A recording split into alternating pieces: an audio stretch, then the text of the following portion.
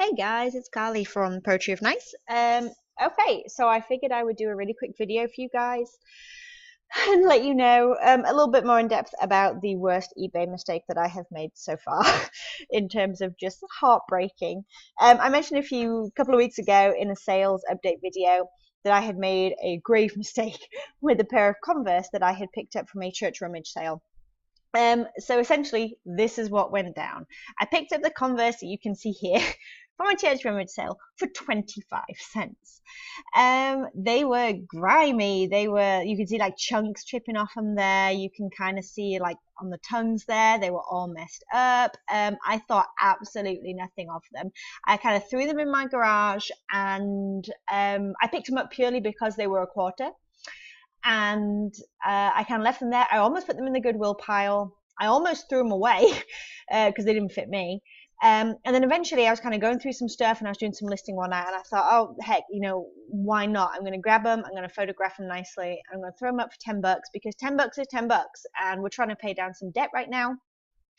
So that's a big deal, I'll make what I can make. So I did it. I took some pictures and I threw them up for 10 bucks. And literally, the moment that they went up, they sold, which anyone who sells online will know that that is an instant red flag. So here we go. So what I had missed on these Converse, I figured I would take a moment and tell you guys what I missed. Essentially, I did not do my research properly. I kind of thought that I knew what I was looking at, and I didn't take a second glance, and that was my mistake. I did send these to the buyer for $10 because it was my mistake. I honored the sale. Here's what I missed.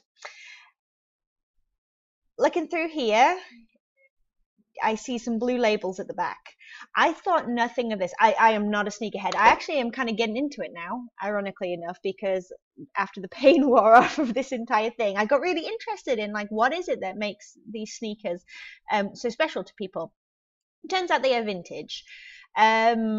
I just saw cream high tops. I didn't see anything else. As soon as they sold, my husband said to me, "Oh, you overlooked something," and he was like talking about how they have all these like seeing this red and blue like stripe happening here, and then this blue label at the back, stuff that just never even caught my eye. Briefly, all I saw was like how grimy they were, basically. And this blue label thing is rare.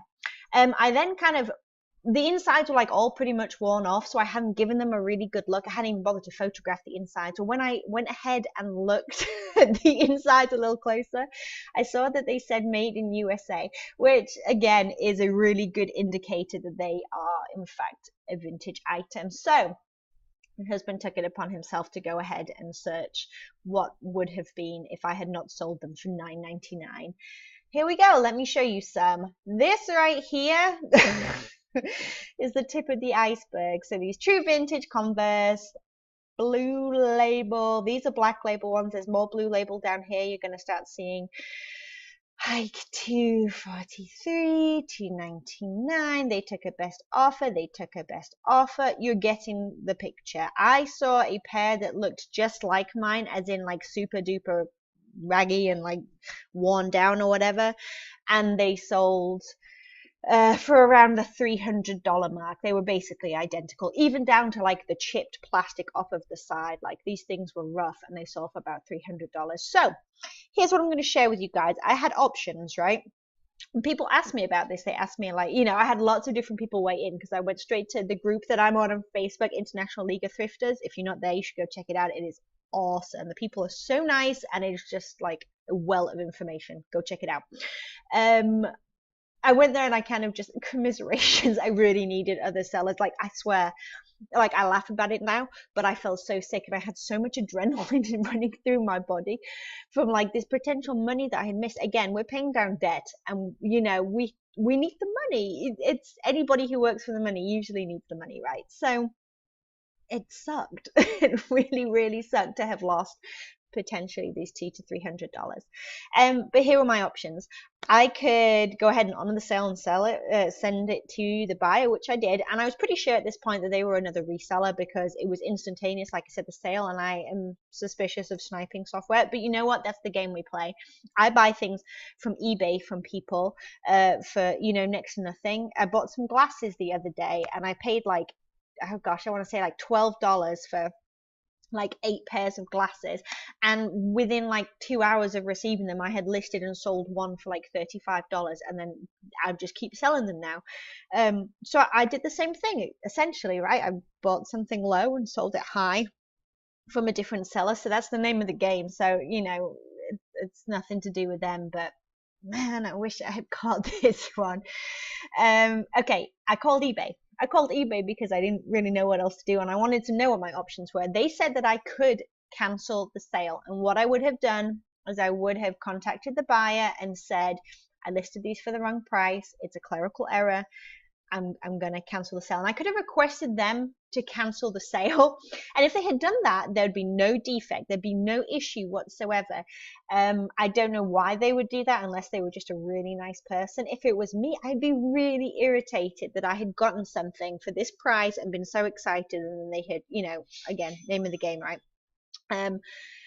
So I didn't do that. And what they had told me is if they didn't want to cancel and I wanted to cancel, I would have marked it as item out of stock. Now I have done this twice in the last year so far, and both times had been either that an item has been misplaced. This is way back when I was first beginning, and we all make these mistakes, right? That an item was misplaced, or that an item was broken. So since I had done that twice already, you get up to 3 times, and then you can lose like your top rated seller status, and have limitations on the amount of things that you can list. At least this is what the eBay rep has told me.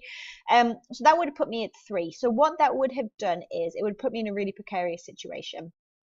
If I'd have done that, I would have potentially made this $200, $300. But if I had gone in the next day into my inventory and pulled, I don't know, a mug, anything out to sell, and I had, accidentally dropped it and smashed it, I would have had to mark that item as out of stock, and I would instantly have really harmed my account for doing that. So weighing up the risk, bitter as I am, it was not worth it. It wasn't worth it for the potential defect and the harm to my account. I want to keep selling and I want to be a good seller. And in the vein of wanting to be a good seller, I do believe that it was the right thing to do to honor the sale with that buyer, as physically and emotionally painful as it may have been on my side. But the silver lining of this is I actually really do have an interest now in these kind of vintage sneakers. I started picking some pieces up and some other vintage clothing items, and just really wanting to learn about them. I found a few new YouTube channels that I'm really enjoying watching that talk more about this side of things, because it's just something I never considered or kept my eyes open for. But now I'm really looking for it, and I'm really enjoying and being excited about finding these kind of pieces. So it's kind of opened up my eyes a little bit to other areas to pick. But I did want to share that with you guys. There's a solidarity thing here. We all do this at some point. Everybody has sold something and then had it sell straight away, or realized afterwards how much they had undervalued that. So I just trial by fire, whatever. But also the fact that there is options out there is different things that you can do, especially when there's several $100s at stake, and it's really just a matter of whatever choice you think is right for you and your business and your shop and your customer base. No hard feelings if you would have been someone to cancel the sale and take that risk. That's just the business decision that you would have made. But yeah, I wanted to share with you guys. So happy selling, happy picking. I pray that you get what the value is for your items, and you get your asking prices. And thank you guys for watching. Give me a thumbs up and make me feel better if you want to. Otherwise, it would be awesome if you subscribe. I'm going to do more sales videos, haul videos, and probably more little tidbits like this, just about my experience as a seller and the things that I learn along the way. Okay, have a great week, guys, and thank you for watching. Bye.